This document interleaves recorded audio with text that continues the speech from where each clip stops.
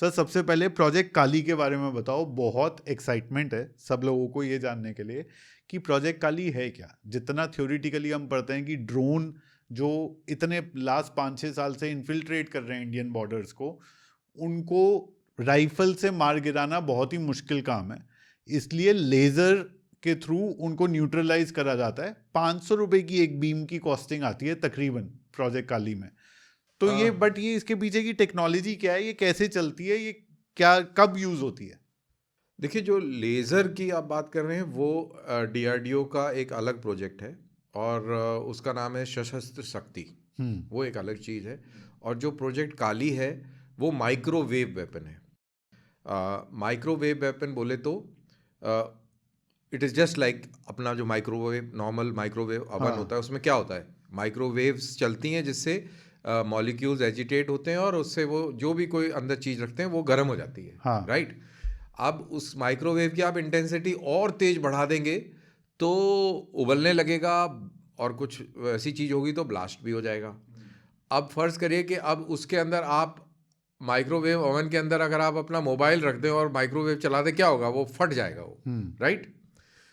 यही कॉन्सेप्ट इसको बड़े पैमाने पर इन्होंने विजुलाइज किया है कि microwave energies, directed microwave energy भेजी जाए एयरक्राफ्ट के ऊपर, मिसाइल, इनकमिंग मिसाइल के ऊपर, और उसके इलेक्ट्रॉनिक इक्विपमेंट को डिसेबल कर दिया जाए, पायलट को ब्लाइंड कर दिया जाए, मिसाइल को ब्लाइंड कर दिया जाए। और जो बड़े यूएवीज हैं, इनफैक्ट यूएवीज तो सारे के सारे सिग्नल्स और एवियोनिक्स और इलेक्ट्रॉनिक्स और इन चीज़ों पे काम करते हैं, सैटेलाइट, जीपीएस, तो जो भी अंदर सिस्टम लगे हैं उनको डिस्ट्रॉय करने के लिए ये बहुत ही बेहतरीन नॉन काइनेटिक सिस्टम है। और अगर आप इसको पढ़ें, जो पब्लिक प्लेटफॉर्म में जो इंफॉर्मेशन है, इसका इस्तेमाल अपने ही जहाज़ों को टेस्ट करने के लिए है कि क्या उनके अंदर जो इलेक्ट्रॉनिक इक्विपमेंट लगा है क्या सफिशिएंटली हार्डन्ड है कि माइक्रोवेव एनर्जी वेपन का कोई इस्तेमाल अगर दुश्मन हमारे एयरक्राफ्ट पे करता है तो क्या हमारा एयरक्राफ्ट उसको झेल सकता है।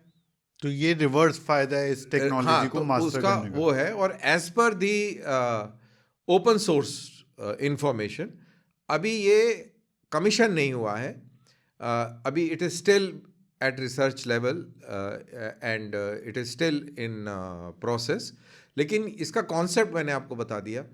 और एक्चुअल लड़ाई में भी इसका फ़ायदा होगा अगर आप इनकमिंग एयरक्राफ्ट को ट्रैक कर पाएंगे, तो इस पर्टिकुलर वेपन सिस्टम से आप उसको नॉन काइनेटिक मीन से डिस्ट्रॉय कर सकते हैं। लेकिन इसके अंदर चैलेंज क्या है? देखिए, माइक्रोवेव एनर्जी को पैदा करने के लिए, और वो भी उस रेंज में कि एयरक्राफ्ट आ रहा है तो 5-10 किलोमीटर पहले तो आप उसको एंगेज करेंगे ना, करोगे। एंगेज करेंगे। तो उस लेवल पर एंगेज करने के लिए आपको बहुत हाई लेवल एनर्जी पैदा करनी पड़ेगी। उसके लिए बहुत ज़्यादा बिजली की ज़रूरत होगी और इक्विपमेंट का साइज बहुत बड़ा होगा। ये हमेशा ध्यान रखिए कि इसका चैलेंज क्या है। तो ये टेक्टिकल लेवल पर उतर आएगा, मेरे को नहीं लगता कि it is possible as of now. अभी वो टेक्नोलॉजी, वो नैनो नहीं हो पाई है। So it is not going to be a very handy, very small kind of a weapon, but it may be used कहीं से, न्यूक्लियर पावर प्लांट है, उसकी आपने 360 डिग्री अगर हिफाजत करनी है तो उसको कहीं लगा दिया आपने, 2-3 लगा दिए उसके चारों तरफ, या कुछ समथिंग लाइक दैट, जो स्टैटिक है, जिन्होंने हिलना नहीं है। स्ट्रेटेजिक जो टारगेट हो सकता है। हाँ, वहाँ जहाँ से ये हिलेंगे नहीं, वहाँ पे अभी उसके ऊपर शोध चल रहा है। अभी वो उस स्टेज पे नहीं आया कि उसको डिप्लॉय किया जा सके। ये तो रही बात माइक्रोवेव वेपन काली की, जिसकी हम बात कर रहे हैं। दूसरी जो वेपन की जो मैंने बात करी वो है आपका लेज़र वेपन, जो डीआरडीओ जिसने परीक्षण कर लिया है उसका, अप्रैल 2025 में उसका इस्तेमाल किया है। 30 किलोवाट की उसकी क्षमता है, 5 किलोमीटर की उसकी रेंज है, और वो टेक्टिकल लेवल पर उसका इस्तेमाल का डेमोन्स्ट्रेशन हम लोगों ने कर लिया है। लेकिन अगेन वहाँ भी यही समस्या आ रही है, एनर्जी रिक्वायरमेंट बहुत स्टीप है। लेज़र वेपन्स के लिए आपको बहुत ज़्यादा एनर्जी चाहिए, बिजली चाहिए। तो वो ये चीज़ें हैं, बट ये बहुत हैंडी मैं कहूँगा कि नहीं है।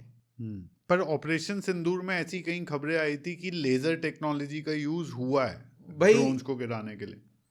अगर ये इस तरीके के वेपन हम लोगों ने अप्रैल 2025 में टेस्ट कर लिए हैं तो मई में हो सकता है हमने इसको करा हो, लेकिन इसको ओपन डोमेन में कहीं एक्सेप्ट नहीं किया गया है।